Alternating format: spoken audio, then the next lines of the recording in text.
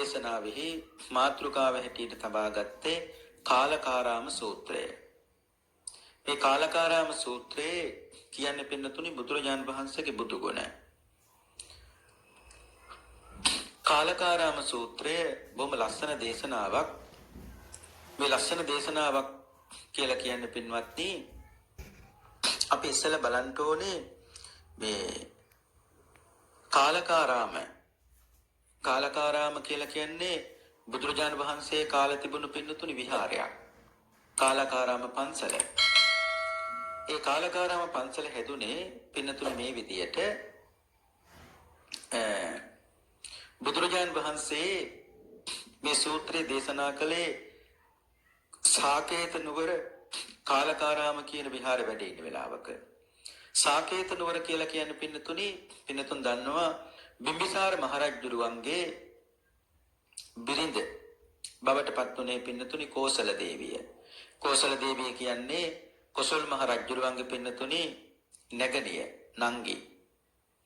ඒ කොසල් රජුරුවන්ගේ නංගිත් එක්ක තමයි බිම්බිසාර මහරජුරුවෝ විවාහ ජීවිතයට පත් වුණේ. කොසල් රජුරුවෝ බිම්බිසාර රජුරුවන්ගේ මහදනත සිටුවරු 5 දෙනෙක් ඉන්නව පින්නතුනි පුන්නක කාකවලිය මෙන්ඩක ජෝතිය මේ ආදී වශයෙන් බිම්බිසාර මහරජුරුවන්ගේ රාජධානී මහා ධන ඇති සිටුවරු පින්නතුනි 5 දෙනෙක් ඉන්නවා. මෙන්ඩක සිටානෝ කියලා කියන්නේ මෙන්ඩක සිටානගේ පුත්‍රයා තමයි පින්නතුනි ධනංජය සිටුවරයා. එතකොට ධනංජය සිටුවරයාගේ දිනේ තමයි පින්නතුනි ධනංජය සිටුවරයා කියලා කියන්නේ විසාකාවගේ නැත්නම් විසාකා මහෝපාසිකාවගේ පින්නතුනි පියාණන් වහන්සේ. එතකොට ධනංජය සිටුවරයා පින්නතුනි සවැත් නුවරට පිටත් කළා. ඒ සවැත් නුවරට පිටත් කළ යවනකොට පින්නතුන්ට මතකයි විසාකා අවුරුදු 7 තමයි විසාකාවට අවුරුදු 7 තමයි බුදුරජාණන් වහන්සේ බද්දිය නගරයේදී භාගතුන් වහන්සේගෙන් බණහල විසාකාව පින්නතුනි සෝවාන් ඵලයටපත් උනේ අවුරුදු 7ේදී. එතකොට ධනංජය සිටුවරයත් ඒ වගේම විසාකාවත් මේ දියණියත් දෙන්නම සවැත් නුවරට පින්නතුනි පිටත් වෙද්දී සවැත් නුවරට යොදුන් 7ක් තියෙන තැන දහවල් ආහාරය ගන්න පින්නතුනි යම් කිසි තැනක නතර වුණා. යොදුන් 7ක් කියලා කියන්නේ පින්නතුනි 60ක්ම 65ක්. යොදුන් 7ක් කියලා කියන්නේ 60ක්ම 65ක්. එතකොට සවැත් නුවරට යොදුන් 7ක් තියෙද්දී ආහාර ගන්න කටයුතු සංවිධානය කළ තැන ආහාර පිළියෙල කළ තැන නගරයක් නිර්මාණය වුණා. ඒ නිසා තමයි එතෙන්ට කියන්නේ සාකේත කියලා. සාකේත නගරය කියලා කියන්නේ පින්නතුනි එතෙන්ට. අනේ සාකේත නගරයේ තව සිටුවරයෙක් හිටිය පින්නතුනි කාලක කියලා. සාකේත නගරයේ තව සිටුවරයෙක් හිටිය කාලක කියලා. එතකොට කාලක සිටුවරයාගේ පුතා තමයි පින්නතුනි කාලක සිටු පුත්‍රයා. අනාථපිණ්ඩික සිටුතුමාට දුවෙක් හිටියා. ඒ තමයි චූල සුභද්‍රා. මේ අනාථපිණ්ඩික සිටුතුමයි කාලක සිටුවරයා පින්නතුනි බොහොම කල්යාණ මිත්‍රයෝ. මේ තාත්තලා දෙන්නගේ තිබුණු කල්යාණ මිත්‍රත්වයේ නිසා පින්නතුනි දැන් මේ දියණියනොත් කියන්නේ අනාථපිණ්ඩිකතුමාගේ චූල සුභද්‍රා කියන දියණියනොත් ඒ වගේම කාලක සිටුවරයාගේ කාලක සිටු මේ පුත්‍රයාත් මේ දෙන්න පින්නතුනි විවාහ කළ දෙන්න සූදානම් වුණා. මේ හිතවත්කම් මත විවාහ කළ දෙන්න සූදානම් වුණා. ඒ සූදානම් වෙනකොට මේ චූල සුභද්‍රා කියන්නේ පින්නතුනි බුදුරජාණන් වහන්සේට ගොඩාක් ආදරේ. මේ ශාසනයටත් හරියට ආදරේ. ඉතින් දවසක් චූල සුභද්‍රා බුදුරජාණන් වහන්සේ ගාවට ගිහිල්ලා කියනවා බුදුරජාණන් වහන්සේ මම විවාහ වෙන්නයි සූදානම. නමුත් බුදුරජාණන් වහන්සේ කාලක සිටුවරයාගේ පුත්‍රයාත් එක්ක තමයි විවාහ වෙන්න සිද්ධ වෙලා තියෙන්නේ. නමුත් කාලක සිටුවරයා පින්නතුනි අබෞද්ධයි. කාලක සිටුවරයා අබෞද්ධයි. අනාථපිණ්ඩිකතුමා පින්නතුනි බෞද්ධයි. එතකොට චූලසුභද්‍රා කියනවා බුදුහාමුදුරනේ මම යන්නේ අබෞද්ධ පවුලකට. සාදුකාර හඩක්වත් ඇහෙන්නේ නැති ගෙදරකට බුදුහාන්නේ යන්නේ. කමක් නැද්ද කියලා ඇහුවා. ඉතින් බුදුරජාණන් වහන්සේ කිව්වා තමන්ගේ ශ්‍රද්ධාව තියෙනවා නම් කොතනට ගියත් මොකද කියලා ඇහුවා. ඉතින් කෙසේ හෝ වේවා පින්නතුනි චූලසුභද්‍රාත් ඒ වගේම කාලක සිටු පුත්‍රයාත් මේ දෙන්න පින්නතුනි විවාහ වුණා.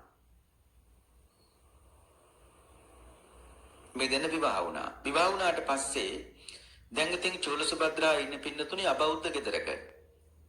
මෙහෙම ඉන්නකොට දවසක් කාලක සිටු පුත්‍රයා පින්නතුනි ගෙදර දානයක් දෙන්න සූදානම් වුණා. ඒ දානේ දෙන්න සූදානම් වුණේ පින්නතුනි නිගණ්ඨයන්ට දානයක් දෙන්න හදනකොට මේ මහත්තයා එහෙම නැත්නම් මේ කාලක සිටු පුත්‍රයා මේ චූලසුභද්‍රාවට කියනවා හෙට ආර්යයන් වහන්සේලා වඩිනව දානෙට දාන බෙදන්න එන්න ඕන.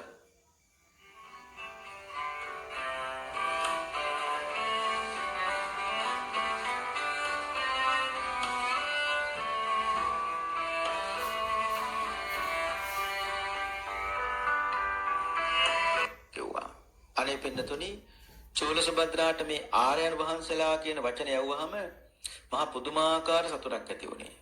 ආර්යයන් වහන්සේලා වටනමයි කිව්වාම. ඉතින් අය සියල්ලම සූදානම් කරගෙන බලාගෙන හිටියා. අනේ පින්නතුනි දානිට ආවේ නිගණ්ඨයෝ. ඉතින් ඒ වෙලාවේ අය දානෙත් අරගෙන ආව පින්නතුනි බෙදන්න. නමුත් බෙදන්න ආවට පස්සේ තමයි දැනගත්තේ මේ මම දකින ආර්යයන් වහන්සේලා නෙවෙයි. ඇයි මොකද කළේ? පින්නතුනි කාමරයට ගිහලා දොර වහගත්තා. මේ ආර්යයන් වහන්සේලාය එහෙම කියලා හිත. ඒ නිසා කොහමරි පින්නතුනි කාලක සිටු පුත්‍රයා දානෙ දීලා ඔක්කොම කළ නිගණ්ඨයන්ට අවසන් කළලා මේ චූලසුභද්‍රාවගෙන් අහනවා චූලසුභද්‍රාවෙනි ඇයි අර විදියට හැසිරුනේ? ඇයි අර විදියට කළේ? නේද ඔබතුමා කිව්වේ ආර්යයන් වහන්සේලා වඩිනවා කියලානේ. මං හිතුවා මගේ ආර්යයන් වහන්සේලා වැඩියා කියලා. ඒ ආර්යයන් වහන්සේලාය එහෙම කිව්වා. එතකොට කියනවා කාලක සිටු පුත්‍රයා හරි මේ චූලසුභද්‍රාවෙනි ඔබතුමිය කියන ඔය ආර්යයන් වහන්සේලා ඔබතුමිය දකින ඔය ආර්යයන් වහන්සේලා මට මේ ගෙදරට දායකට වඩම්මලා දෙන්න බැරිද කියලා ඇහුවා. පුළුවන් කිව්වා. ඔන්න බලන්න චූලසුභද්‍රාව පින්නතුනි කරපු දේ චූලසුභද්‍රාව ගියා මේ මාලිගාවේ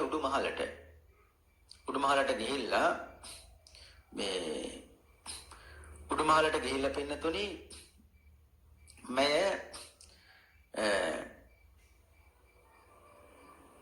මල් මිටක්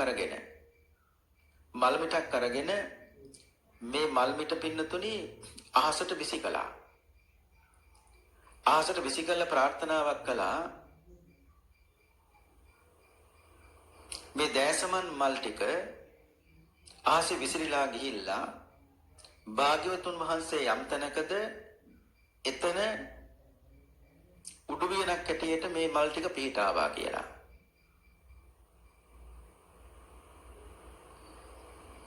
මේ මල් ආරාධනාවක් ඇටියට පිළි අරගෙන භාග්‍යවතුන් වහන්සේ අපේ ගෙදරට දානෙට වැඩම කරන සේක්වා කියලා. පින්නතුනි ඔන්න බලන්න මේ චූලසුභද්‍රාව අහසට විසි කරපු මේ මල් ටික භාග්‍යවතුන් වහන්සේ වැඩ ඉන්න තැන අහසේ එහෙම නැත්නම් උඩුවියනක් ඇටියට පින්නතුනි පිහිටියා.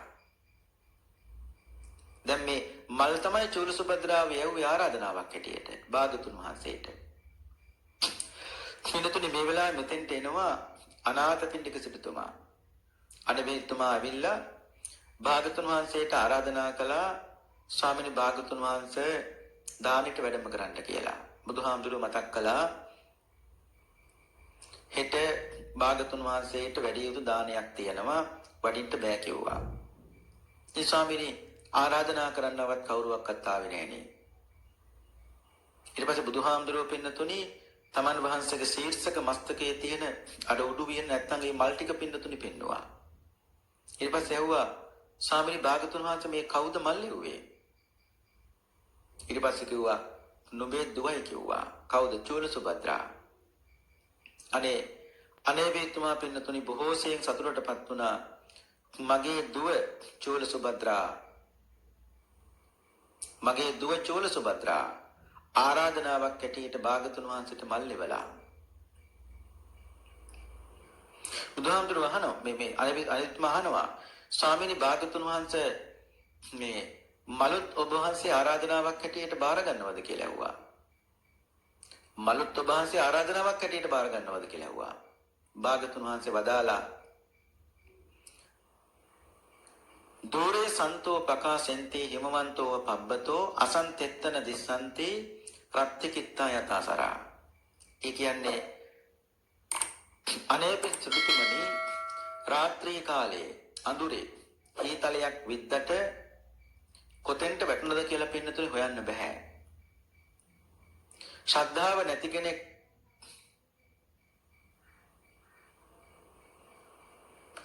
නැති කෙනෙක් කොතනක හිටියත් පේන්නේ නැහැ. නමුත් මේ වගේ ශ්‍රද්ධා සම්පන්න ශ්‍රාවකයෝ යොදුන් 100ක් දුර හිටියත් භාග්‍යතුන් වහන්සේට පේනවා කිව්වා. චූලසුභද්‍රා ගොඩාක් දුර. නමුත් පින්නතුනි චූලසුභද්‍රා වගේ ශ්‍රද්ධාව නිසා භාග්‍යතුන් වහන්සේ ඒ අනාරාධිත වේපු නැත්නම් ඒ මලුත් පින්නතුනි භාග්‍යතුන් වහන්සේ ආරාධනාවක් හැටියට බාරගත්තා. බාරගෙන පින්නතුනි බුදුරජාණන් වහන්සේ මේ කාලක සිටු පුත්‍රයාගේ ගෙදරට පින්නතුනි වැඩම කළා. දානි දුන්නා. භාග්‍යවතුන් වහන්සේ කෙරෙහි පැහැදුණු මේ කාලක සිටු පුත්‍රයා නිගණ්ඨයන්ට පවරලා තිබුණු යම්කිසි බිම් කොටසක් භාග්‍යවතුන් වහන්සේට පින්නතුනි පූජා කළා. ඒ පූජා කරපු පන්සල තමයි බිම් කොටස තමයි පින්නතුනි අර කාලක සිටු පුත්‍රයාගේ නමත් ඇතුළත් වෙන විදිහට කාලකාරාමයේ බවට පත් උනේ. මේක ඉස්සෙල්ලා පවරලා තියෙන නිගණ්ඨයන්ගේ රැස්වීම් වලට ඒක රාශී වලට මේ ආදී දේවල් වලට පාවිච්චි කරන්න මේක පවරලා තිබුණේ. නමුත් භාග්‍යවතුන් වහන්සේ ගෙදර දානෙට වැඩියාම ඒ කෙරෙහි පින්නතුනි පැහැදිලා කාලක සිටු පුත්‍රයා අන්නේ බිම් කොටස් තමයි පින්නතුනි පූජා කරන්නට යෙදුනේ. ඒකට තමයි කියන්නේ කාලකාරාමී කියලා. මොන දැන් මතක තියාගන්න ඕනේ සාකේත නුවර හැදුණු හැටිත් අපි දැනගත්තා. කාලකාරාමී හැදුණු හැටිත් පින්නතුනි දැනගත්තා. එතකොට සාකේත නුවර කාලකාරාමී වැඩ ඉන්න වෙලාවක තමයි පින්නතුනි භාගතුන් වහන්සේ මේ සූත්‍රය දේශනා කළේ. කාලකාරාම සූත්‍රයේ තියෙන්නේ වෙන මොකුත් නෙවෙයි පින්නතුනි තථාගත බුදුරජාණන් වහන්සේගේ බුදු ගුණ. අනිත් එක තමයි පින්නතුනි මේ සූත්‍රයේ විශේෂත්වය තමයි මේ පෘථුවිය නැත්නම් මේ මහ පොළොව කම්පා කළ සූත්‍ර කීපයක් තියෙනවා. එකක් තමයි ධම්මචක්කප්පවත්තන සූත්‍රය. දේශනා කරනකොට පින්නතුනි දසදහසක් සක්වල කම්පා වුණා. ඊළඟට බ්‍රහ්මජාල සූත්‍රය දේශනා කරනකොට 62 වාරයක් මේ මහ පොළොව පින්නතුනි කම්පා වුණා. ඒ වගේම ගෝතමක සූත්‍රය දේශනා කරනකොට 3 වාරයක් පින්නතුනි මේ පෘථුවිය කම්පා වුණා. ඊළඟට කාලකාරාම සූත්‍රය දේශනා කරනකොට 5 වතාවක් පින්නතුනි මේ පෘථුවිය කම්පා වුණා. 5 වතාවක් මේ පෘථුවිය කම්පා වුණා. මේ කාලකාරාම සූත්‍රයේ තියෙන අනිත් එක දැන් මෙන්න මේ කියව මේ හැමතැනම තථාගත බුදුරජාණන් වහන්සේගේ බුදු භව පින්නතුනි ප්‍රතිඥා ලැබලා තියෙනවා. මේ ධම්මචක්ක සූත්‍රය, බ්‍රහ්මජාල සූත්‍රය, මේ ආදී සූත්‍ර දේශනා කරපු සෑම තැනකදී පින්නතුනි ඒ භාගතුන් වහන්සේගේ ඒ බුද්ධානුභාවය ප්‍රතිඥා දීලා තියෙනවා. ඒ විතරක් නෙවෙයි. මේ සූත්‍රයේ විශේෂත්වය තමයි පින්නතුනි මේ ලංකාවේ වැඩ හිටියා කාලබුද්ධලක්ඛිත මහරහතන් වහන්සේ. ඒ කාලබුද්ධලක්ඛිත මහරහතන් වහන්සේ එළිවෙනකම් අනුරාධපුරේ කළුදීපකුල් ළඟ ඉඳගෙන මේ කාලකාරාම සූත්‍රයෙන් පින්නතුනි ධර්ම දේශනාවක් කළා. මේක පින්නතුන්ට මතක ඇති. ඒ කියන්නේ කාලබුද්ධලක්ඛිත මහරහතන් වහන්සේ කළුවර රාත්‍රියක කළුගල් තලාවක් මත වැඩ ඉඳගෙන කළු තිඹිරි ගහක් යට ඉඳගෙන කාලකාරාම සූත්‍රයෙන් ධර්ම දේශනාවක් කළා. මේ කොම් පටන් ගන්න පින්නතුනේ කයන්නේ. ඔන්න බලන්නකෝ කළුදීප කුණ ළඟ කාලබුද්ධරක්කිත මහරහතන් වහන්සේ කළුවර රාත්‍රියක කළුගල් තලාවක් මත වැඩ ඉඳගෙන කාලකාරාම සූත්‍රයෙන් ධර්ම දේශනාවක් කළා. ඒක රජකලේ සද්ධාතිස්ස රජුරෝ. සද්ධාතිස්සට ආරංචි වුණා කාලබුද්ධරක්කිත මහරහතන් වහන්සේ කළුදීප කුණ ළඟ බණ කියනමයි කියලා. කළුදීප කුණ තියෙන්නේ මේ අනුරාධපුරේ මිහින්තලේ පාරේ. එතන හරි වටින තැනක් කියන්නේ පින්නතුනි ඒ කාලබුද්ධරක්කිත මහරහතන් වහන්සේ එළි වෙනකන් බණ කියපු ගල්ආසනයේ පවා තාම තියෙනවා. ස්වාමීන් වහන්සේලාත් වැඩ ඉන්නවා. ඉතින් සද්ධාතිස්ස රජුරවන්ට ආරංචි වෙලා කාලබුද්ධරක්කිත මහරහතන් වහන්සේ කළුදීප කුණ ළඟ බණක් කියනවා කියලා රජුරව ආව බණහන්න. අනේ පින්නතුනි රජුරු එනකොට සමන්තා චක්කවාලේසු ඒ කියන්නේ දෙවියන්ටත් ආරාධනා කළ ඉවරයි කාලබුද්ධරක්කිත මහරහතන් වහන්සේ බණහන්න. දේවතා ආරාධනාව කියලා කියන්නේ ඒ දේවතා ආරාධනාව කළා කියලා කියන්නේ දෙවියන්ටත් බණහන ආරාධනා කළා. එතකොට පින්නතුනේ කාටවත් එහාට මෙහාට නැගිටලා යන්න එහෙම අයිතියක් නැහැ. ධර්මදේශනාවකදී කලින් යන්නට ඕන නම් පිරිස කෙලවරෙන් පින්නතුනි වාඩි වෙන්නට ඕනේ. ඉස්සෙල්ලම වෙල ඉස්සරහින් වාඩි වෙලා මැදක් කඩේදී බණේදී නැගිටලා යන්න ගියොත් ඒක දේශකයන් වහන්සේටත් පින්නතුනි බාධාවක්, බණහ නැත්තන්ටත් පින්නතුනි බාධාවක්. ඔන්න බලන්නකෝ සද්ධාතිස්ස නිකන් නෙවෙයි රජ කෙනෙක් වෙලත් පින්නතුනි බලන්නකෝ තමන් පරක්කු වෙලා නැත්තම් ප්‍රමාද වෙලා ආපු නිසා බණ පටන් ගෙන තියෙන නිසා සෙනඟ පීරගෙන කවදාවත් ඉස්සරහට යන්න ගියේ නැහැ. සද්ධාතිස්ස රජුරෝ පින්නතුනි සෙනඟ කෙළවර ඉඳගෙන බණ ඇහුවා. කෙටියෙන්ම කියන රජුරවන්ට වාඩි වෙන්නවත් තරක් තිබුණේ නැහැ පින්නතුනි. ඒ තරම් මහ සෙනඟක් කළුදීපකුනේ. හැන්දෑවේ පටන් ගත්තු බණ කාලබුද්ධරක්කිත මහරහතන් වහන්සේ ඉවර කළේ ඊට පහුවෙනිදා උදේ. එළි වෙනකන් බුදුගුණ දේශනාවක් කළා. එළි වෙනකොට බණ ඉවර කළා. මිනිස්සු ගියා. රජුරෝ කාලබුද්ධරක්කිත මහරහතන් වහන්සේ ළඟට ඇවිල්ලා අහනවා ස්වාමීනි මම ආවේ ඊයේ හැන්දෑවේ. එනකොට ඔබ වහන්සේ බණ පටන් අරගෙන ස්වාමීනි මම ඒ නිසා පිරිස කෙළවර ඉඳගෙන බණ ඇහුවා හිටගෙන. ඊට පස්සේ අහනවා කාලබුද්ධරක්කිත මහරහතන් වහන්සේ හිටගෙන බණක් අහන එක හරි අමාරුයි නේද කියලා ඇහුවා. ස්වාමීනි මේ විදියට බුදුගුණ කියනවා නම් එළි වෙනකන් නෙවෙයි මරණකන් උනත් හිටගෙන ඉන්න පුළුවන් කාලබුද්ධරක්කිත මහරහතන්. ඒ තරම් දේශනාව ලස්සනයි කිව්වා. ඊට පස්සේ අහනවා කාලබුද්ධරක්කිත මහරහතන් වහන්සේ මේ බුදුගුණ කියලා ඉවර කළාද බණ අවසන් කළේ කියලා ඇහුවා.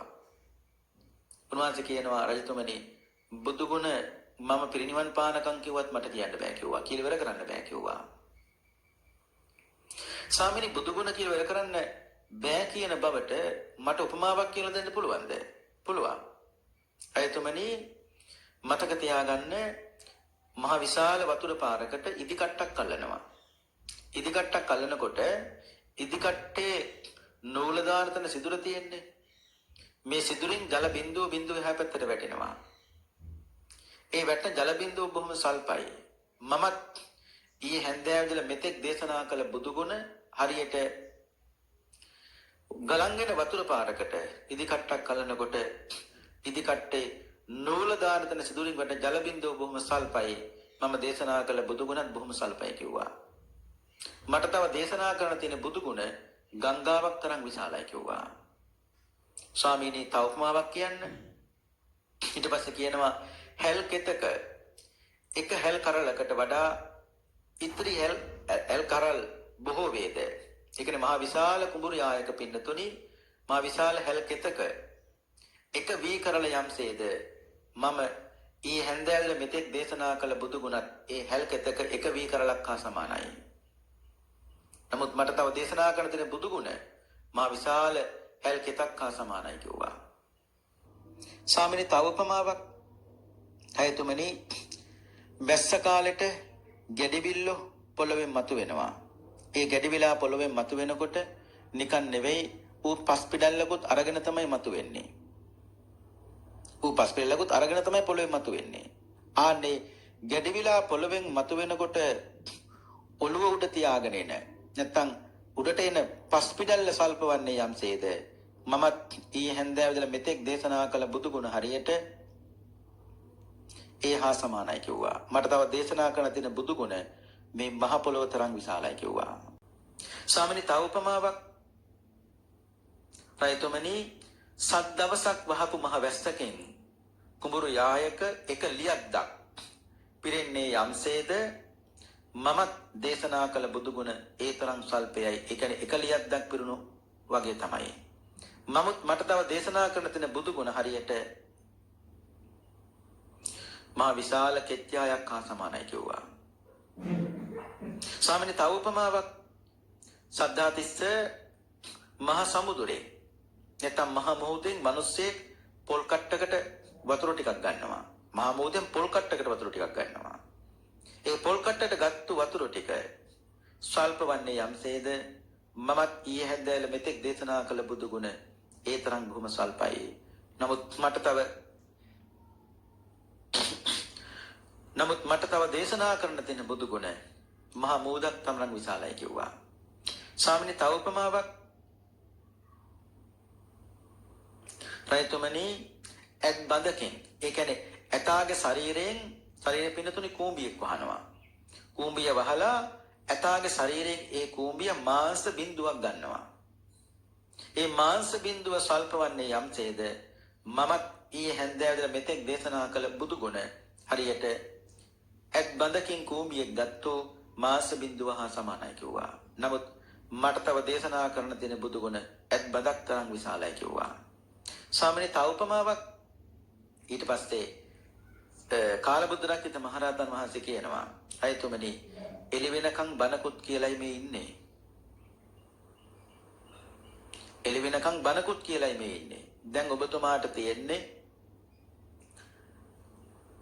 බණක් අහන්න තියෙන ආසාව නෙවෙයි. මම දන්නවා ඔබතුමාට දැන් තියෙන්නේ මේ උපමා ටික අහගන්න තියෙන ආසාවයි. ඔබතුමාට පළවෙනි උපමාවෙන් ඇත්තටම තේරුණා මේ කියන්නේ මොකක්ද කියලා.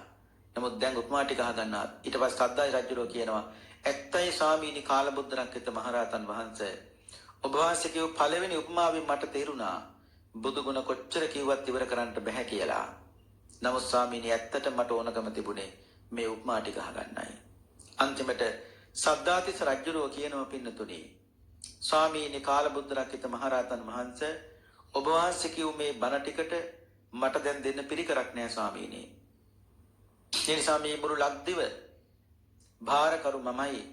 මේ ලක්දිව මහ පොළොව සම්බුද් සසුනට පූජා කරනවා කියලා මේ ලංකාව පින්නතුනි සම්බුද්ධ ශාසනයට පූජා කළා. ඒ නිසා මේක බුදුරජාණන් වහන්සේට පූජා කරපු රට, සසුනට පින්නතුනි පූජා කරපු රට. අපි එබඳු රටක ඉඳගෙන අකුසල් නොකොට කුසල්ම කොට පින්නතුනි මේ සාංසාරික දුක නිමා කරන්නට උත්සාහ ගන්න ඕනේ. ඒ නිසා මෙතන විශේෂයෙන් කියන්නේ පින්නතුනි තථාගත බුදුරජාණන් වහන්සේගේ බුදු ගුණ. අනිත් එක තමයි මේ කාලබුද්ධරක්කිත මහරහතන් වහන්සේ කියන්නේ වෙන කවුරුවත් නෙවෙයි පින්නතුනි. පින්නතුන් දන්නවා බුද්ධ කාලේ හිටපු සච්චක. බුද්ධ කාලේ හිටපු සච්චක. සච්චක කියලා කියන්නේ වාදෙහි බොහොම දක්ෂ කෙනෙක්. එදා ඒ සච්චක භාගතුන් වහන්සේත් එක්ක පින්නතුනි වාද කළා. කවුරුත් එක්ක වාද කළා සච්චක දිනුවා. නමුත් භාගතුන් වහන්සේත් එක්ක වාද කරන්න ඇවිල්ලා එදා සච්චක පින්නතුනි පෙරදුනා. හැබැයි පෙරදුනාට සච්චක අන්තිමට භාගතුන් වහන්සේට පින්නතුනි දානයක් දුන්නා. ඒ දන් දුන්නට පස්සේ බුදුහාමුදුරුවෝ බුදු මුවින් පිට කළ වචනය තමයි සච්චක නුඹට මේ දන් දුන්නු පින මනාගතේ මතු සැප පිණිස හේතු වේවා. අන්න අනාගතේ මතු සැප පිණිස හේතු වේවා.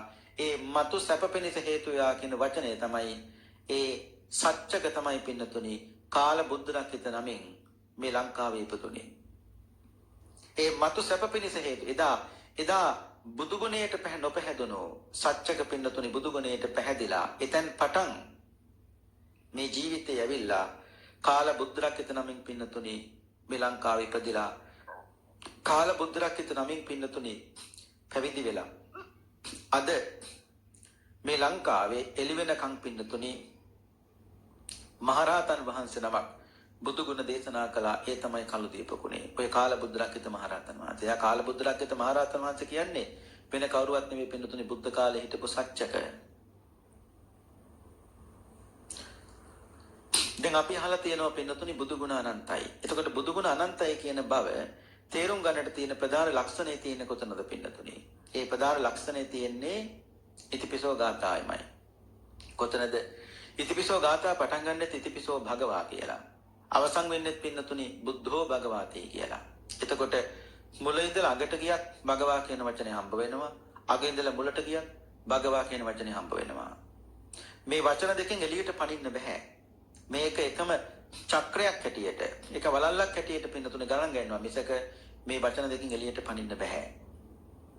එතන තමයි බුදු ගුණ අනන්තයි කියලා තේරුම් ගන්න තියෙන ප්‍රධාන ලක්ෂණය තියෙන්නේ. පින්නතුන්ට මතකයි බුදුරජාණන් වහන්සේ බුද්ධත්වයට පත්වෙච්ච වෙලාවේ ප්‍රබල පුජ්‍යලයෝ 8 දෙනෙක් එකතු වෙලා තමයි নমස්කාර පාඨය හැදුවේ. নমස්කාරය කියන්නේ බුදුහාඳුරන්ට වන්දනා කරන හදාගත්තු එකක් නෙවෙයි පින්නතුනි.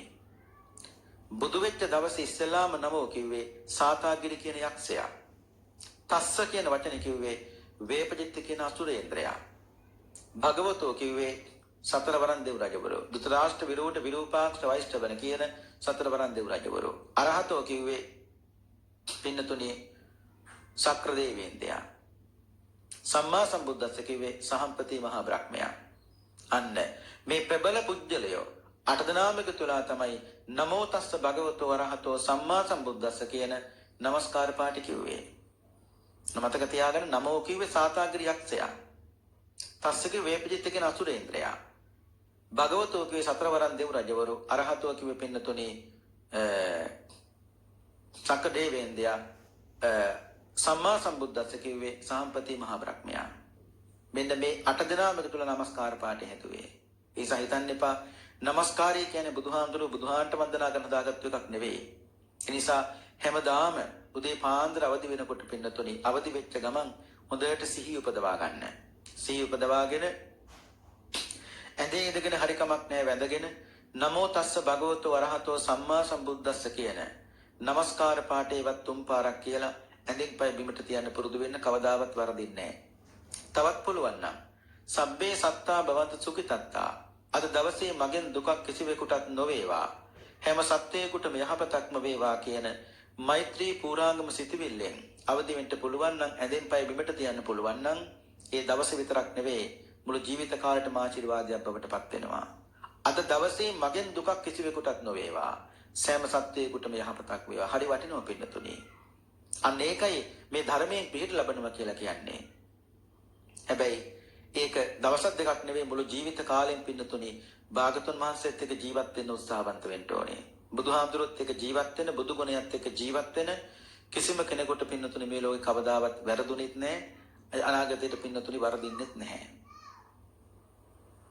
ඒ නිසා ඒ තථාගතයන් වහන්සේගේ ගුණය මෙනෙහි කරන්නම බුද්ධාලම්මන ප්‍රීතිය ඇති වෙනා මිසක පින්නතුනි වෙන මොකුත් නෙවෙයි. ඒ භාගතුන් වහන්සේ කෙරෙහි තවත් පින්නතුනි පුජ්‍යල ලං වෙනවා. පින්නතුනි බුදුරජාන් වහන්සේගේ බුද්ධානුභාවය කොච්චරද කියන්නේ මහා සීනාද සූත්‍රයේ සඳහන් වෙන එක තැනක කියනවා සාරිපුත්ත මට දැන් අවුරුදු 80යි. සාරිපුත්ත මට දැන් අවුරුදු 80යි. සාරිපුත්ත මේ තථාගතයන් වහන්සේගේ කල්පනාව නැත්නම් මේ බුදු නුවණ බුදු සමාධිය පිළිබඳව බලන්න ඕන නම් සතර සතිපට්ඨානයේ පිළිබඳව මනා දැනුමක් ඇති භික්ෂූන් 4 නමක් දැන් ගේන්න. දැන් ගණන්ලා සාරිපුත්ත මගේ 4 පැත්තෙන් තියලා වෙන කිසිම සූත්‍රයකින් නෙවෙයි සතිපට්ඨාන සූත්‍රයෙන් විතරක් මගෙන් ප්‍රශ්න අහන්න කියන්න. මම මේ භික්ෂූන් 4 නමටම සාරිපුත්ත මට පුළුවන් එකපාර උත්තර දෙන්න. ඒ කියන්නේ දැන් මිනිස්සුගේ කල්පනාව, ඒ කියන්නේ අපේ කල්පනාව කාලයක් යනකොට පින්නතුනි අපිට තිබ්බ දේ අමතක වෙනවා. නමුත් භාගතුන් වහන්සේට එමෙ නෙවෙයි පින්නතුනි මුළු ජීවිත කාලේ නැත්නම් අවුරුදු 80 දී බුදුහාමුදුරුවෝ මතක් කළේ සාරිපුත්ත අවුරුදු 80ක් වුණාට තථාගතයන් වහන්සේගේ බුදු නුවණ කිසි අඩුවක් නැහැ. මේ සමාධියේ කිසි අඩුවකුත් නැහැ. ඒ ප්‍රඥාවේ පින්නතුනි කිසි අඩුවකුත් නැහැ. අන්න එබඳු තථාගත බුදු කෙනෙකුගේ ගුණය සිහිපත් කරනකොට පින්නතුනි රාගේ නැති කළ, ද්වේෂේ නැති කළ, මෝහ නැති කළ උත්තමයේ ඒ නිසා අපිට ඒ පිළිබඳව පින්නතුනි පැහැදීමක්මයි ඒ වගේම බුද්ධාලමන ප්‍රීතියක්මයි පින්නතුනි ඇති වෙන්නේ. ඒ නිසා බුද්ධෝපි බුද්ධස්ස බණේය වන්නං කප්පම් පිචේ අඤ්ඤම බාසමානෝ කීයත කප්පෝ චිර දීගමන්තරේ වන්නෝන කීයත තථාගතස්ස. බුද්ධෝපි බුද්ධස්ස බණේය වන්නං බුදු කෙනෙකුගේ ගුණය කල්පයක් තිස්සේ දේශනා කළත් කල්පේරණා මිසක පින්නතුනි බුදු නිවර කරන්න පුළුවන් කමක් නැත්තේ නෑ.